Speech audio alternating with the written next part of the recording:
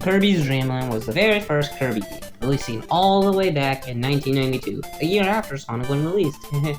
And so the birth of a series had begun, with one simple Game Boy game, and you know what? I want to see how the game turned out all these years later. I'll be taking a look at Kirby's Dream Land on the Game Boy today, where the birth of a pink star begun. Let's begin!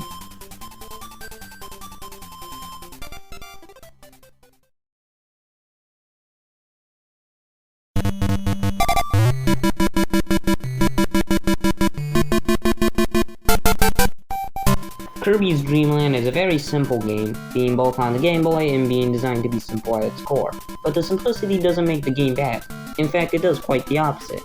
It did what it needed to do in 1992, be a simple Game Boy game for kids to buy. But the game has a lot more to it than that nowadays.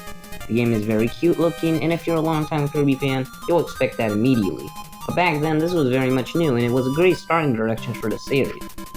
The game plays like your average platformer, only this time you have an infinite float, which can help you with the small exploration and maybe a bottomless pit if you stumble into one.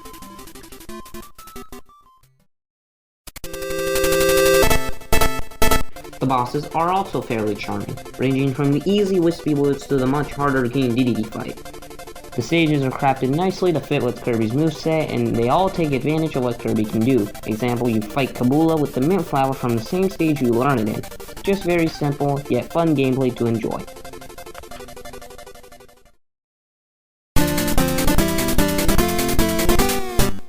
Once you beat King Dedede after a boss rush, you bring the castle upwards and the food is returned to Podstar, ending Kirby's Dream Land on the Game Boy.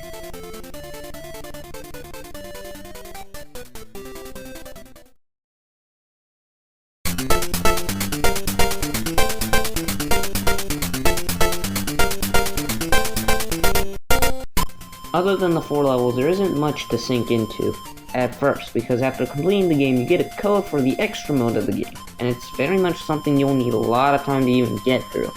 Harder enemies, harder bosses. You'll need either a lot of patience or a lot of spare time to complete this part of the game. It's absolutely difficult. But even then, that's not fully it. After completing the extra mode yet again, you get another code combination. This time for the option mode, where you get to choose how much health you have, how much lives you get. There's even a sound test along with that. So even though it's a small game, it's still got some other stuff you can do.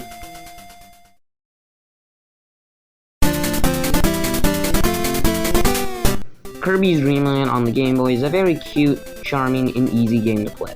Sure, if you don't like the extra mode, you'll have a fairly standard game here, but the amount of content here shouldn't matter as long as the content already there feels complete and fun to play. And I think Kirby's Dream Land takes a slice of cake for being a gem of a Game Boy game.